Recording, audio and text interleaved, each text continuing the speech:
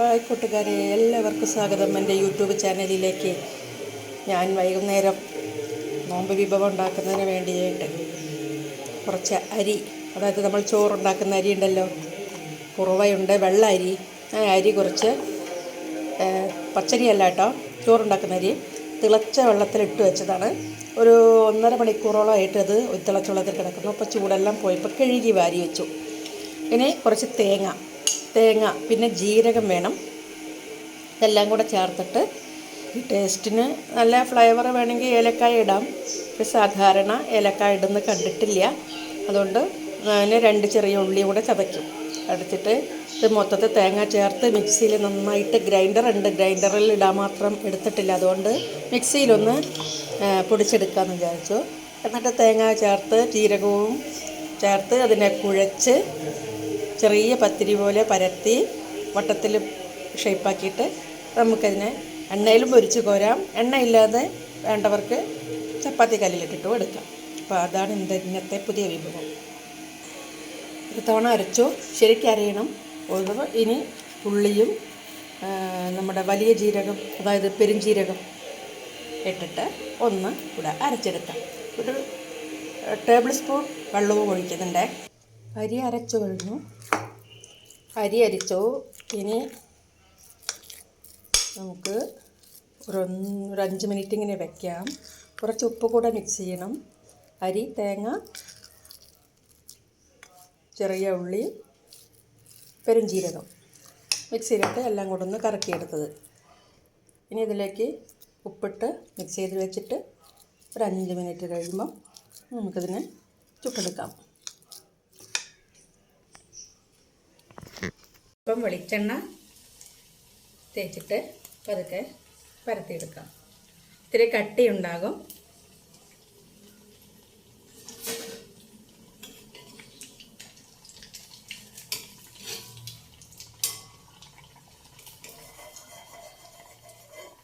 ഇതാണ് പലഹാരം. മധുരമൊന്നുമില്ല, മധുരമില്ലാതെ ഉപ്പാണ് ഇതിൽ ചേർത്തത്.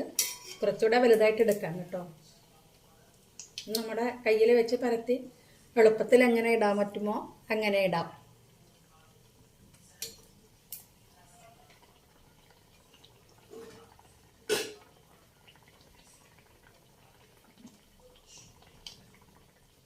ഞാനിപ്പോൾ ചൂട് കുറച്ചായിരുന്നു വെച്ചത്.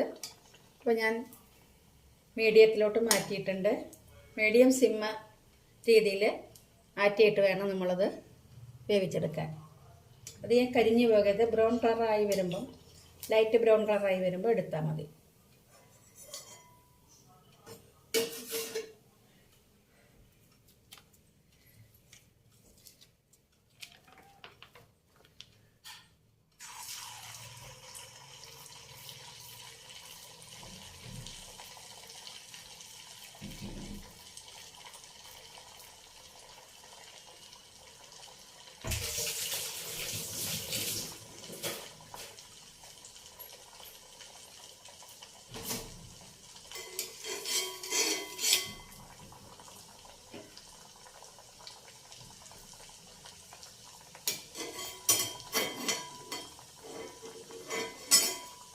ഒരു 3 ഇടാൻ പറ്റും കേട്ടോ.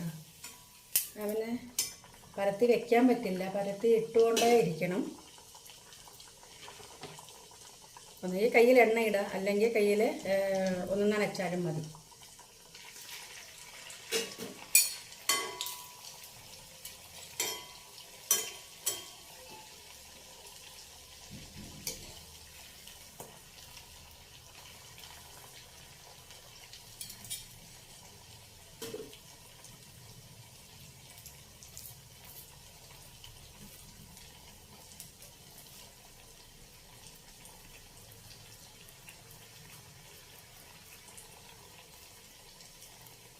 ഞാൻ കൈ നനച്ചിട്ടുണ്ട്. നേരത്തെയൊക്കെ എണ്ണയായിരുന്നു.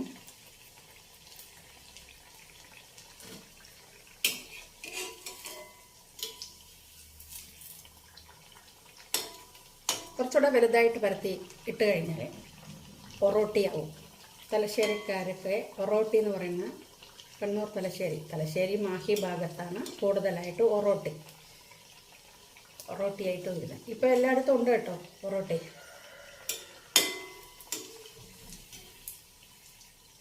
ഒരു വശമായി കഴിയുമ്പോൾ നമ്മൾ തിരിച്ചിട്ടിട്ട് വേവിച്ച് ഇങ്ങനെ പൊള്ളി വരും, നല്ല കുമ്മളയായിട്ടുണ്ടാവും. ആ പൊങ്ങി വരുന്ന സമയത്ത് നമുക്കതിനെ തിരിച്ചിട്ട് കൊടുക്കാം.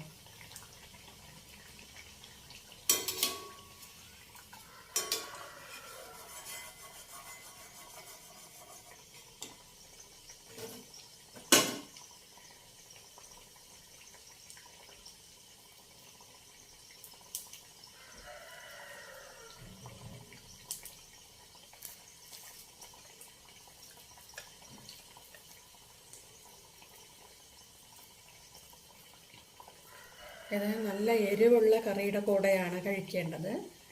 നോൺ കഴിക്കുന്നവർക്ക് അതിനോടൊപ്പം ചേർത്ത് കഴിക്കാം. വെജ് കഴിക്കുന്നവർക്ക് വെജിൽ നല്ല എരിവായിട്ടുള്ള കൂട്ടി കഴിക്കാം.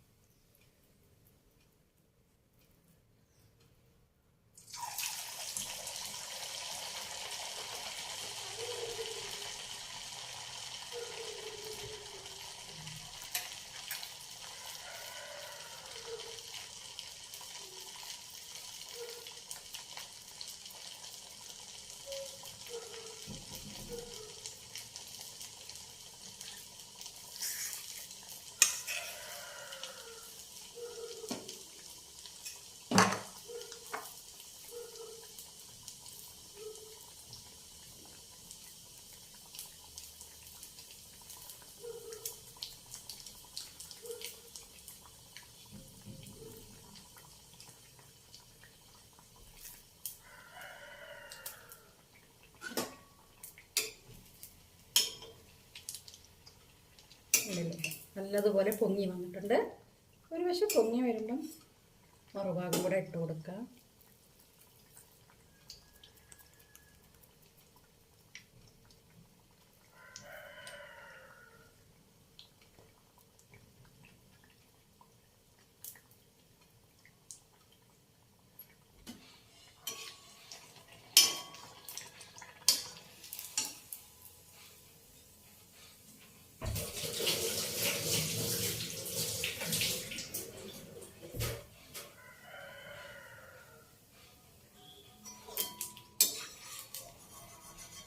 എണ്ണ കുടിക്കില്ല, എണ്ണ വളരെ കുറച്ചേ ആവശ്യമുള്ളൂ.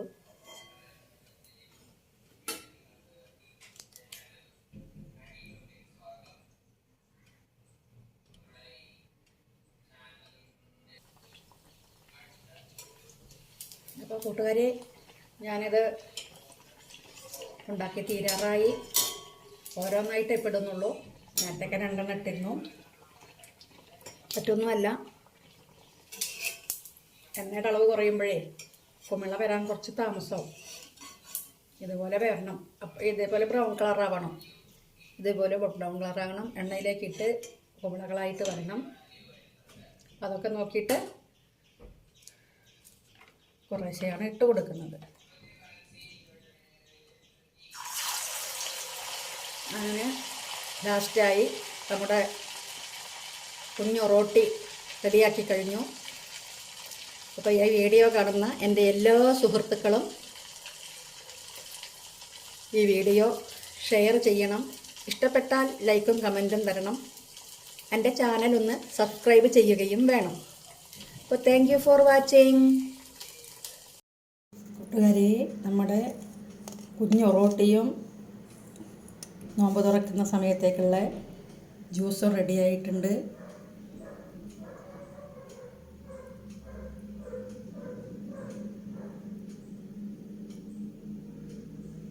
വത്തക്ക കൊണ്ട് ജ്യൂസാക്കി. ജ്യൂസ് എന്ന് പറഞ്ഞാൽ മിക്സിയിൽ അടിക്കാതെ ഫോർക്ക് വെച്ച് നമ്മളിങ്ങനെ ചെറിയ ചെറിയ ചെറിയ ചെറിയ കഷ്ണങ്ങളാക്കി ഐസ് ക്യൂബ് ഇട്ട് വെച്ചിരിക്കുകയായിരുന്നു.